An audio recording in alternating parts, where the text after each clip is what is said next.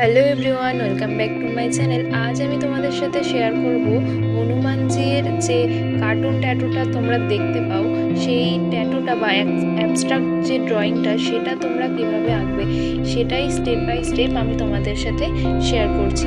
তো চলো ভিডিওটা প্রথম থেকে শেষ পর্যন্ত স্কিপ না করে দেখতে থাকো।